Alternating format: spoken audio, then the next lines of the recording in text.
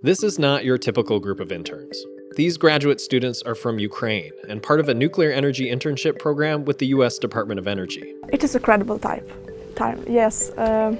Summer internship changed the direction of my life.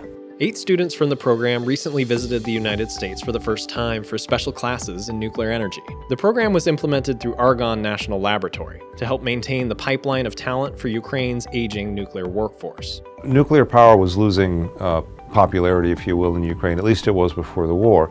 And this internship, it's pulling in some of the best and the brightest students and getting them interested in a path towards nuclear energy that they otherwise wouldn't have been interested in. During the program, students worked with U.S. companies and learned about boiling water reactors, which is a different type of reactor not used in Ukraine.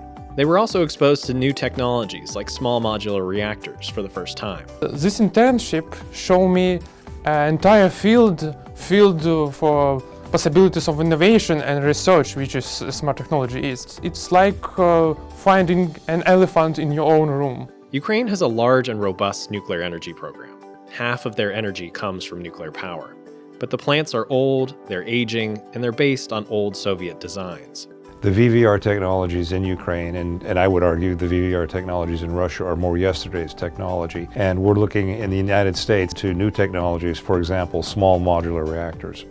So basically this internship program is helping the Ukrainian nuclear industry look forward instead of looking backward. But completing the program wasn't easy. The students had to overcome difficult circumstances back home, including the COVID-19 pandemic and the current war with Russia. I remember when I come to the Kiev at the first time, and a few days later, Kiev was under a massive attack, rocket fire. My heart has been squeezed so hard.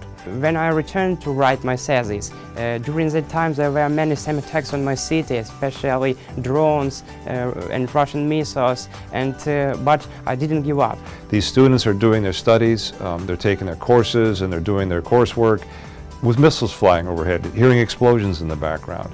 It's unimaginable to me how difficult that must be for some of them, and yet they're doing it because they see the future. All 8 students returned to Ukraine to continue their studies and pursue careers in the country's nuclear energy program. Learn more about their story at energy.gov/NE.